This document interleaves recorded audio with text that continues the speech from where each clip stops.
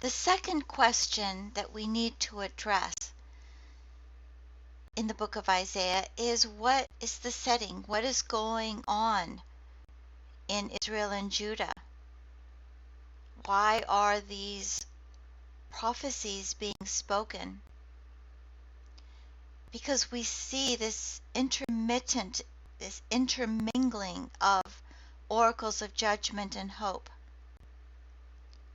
And these are probably spoken during the reigns of Azariah or Uzziah and Ahaz, the late 8th century BCE.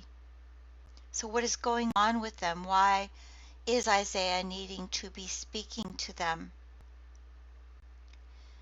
And overall, the political background is the rise of the Neo-Assyrian Empire. Now, the Assyrians were a people living sort of along the northern part of the Fertile Crescent, kind of up in here. And they had been very active in the second millennium BCE, but during the 9th century they have a resurgence and they create an empire, and you can see it in the darker green as it looked in the 9th century. But in the 8th century, they begin a program of expansion, particularly Tiglath-Pileser III. And he begins expanding his empire to the east, into Persia, to the north, further into the Neo-Hittite territories in what is now Turkey, south into the Arabian Peninsula, and southwest into Egypt, and along the coastline of the Levant, eventually taking Israel, parts of Judah, and numerous other kingdoms in the area.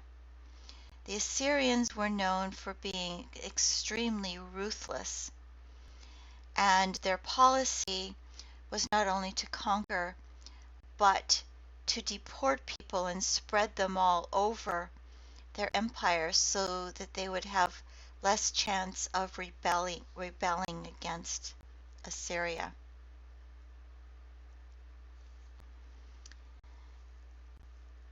And Assyria is now threatening the kingdoms of Israel, Judah, and also Syria, Damascus. And Ahaz is not wanting to go against Assyria. He does not want to, he wants to accept Assyrian authority and resist pressure from Ephraim, or Israel, and Syria. And as a result of his resisting joining with them in rebellion, Ephraim and Syria are going to now come against him, and that is what he is fearing.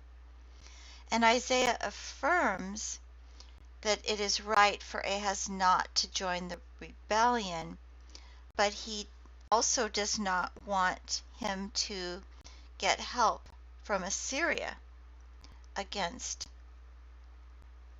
Ephraim and Syria. So it's a very complicated situation.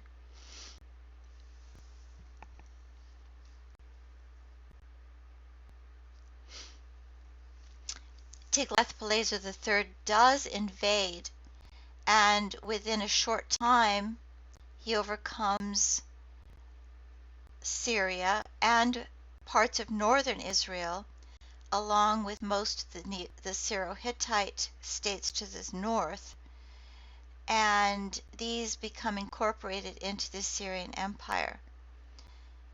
And in 2 Kings we read, in the days of King Pekah of Israel, King Tiglath-Pileser of Assyria came and captured Ijon, Abel Beth Makkah, Janoah, Kedesh, Hatzor, Gilead and Galilee, all the land of Naphtali, and he carried the people captive to Assyria. Eventually, Samaria itself falls in 722 BCE. Then the king of Assyria, Shalmaneser V, invaded all the land and came to Samaria. For 3 years he besieged it. In the 9th year of Hoshea, the king of Assyria captured Samaria. He carried the Israelites away to Assyria. He placed them in Hala, on the Habor, the river of Gozan, and in the cities of the Medes. And this occurred because the people of Israel had sinned against the Lord their God. But in all of this, Judah is also afraid, and Judah is also under threat. And Judah had, as a result of not wanting to go up against Assyria, had become a vassal in 734 and 732 under Ahaz. But in 702 to 701, Hezekiah decides to lead a rebellion against Sennacherib of Assyria with Egypt's help. So he has gone down to Egypt, made an alliance with Egypt. But as a result, Judah lost 46 cities and the population was deported. Hezekiah surrendered, had to send tribute to Assyria.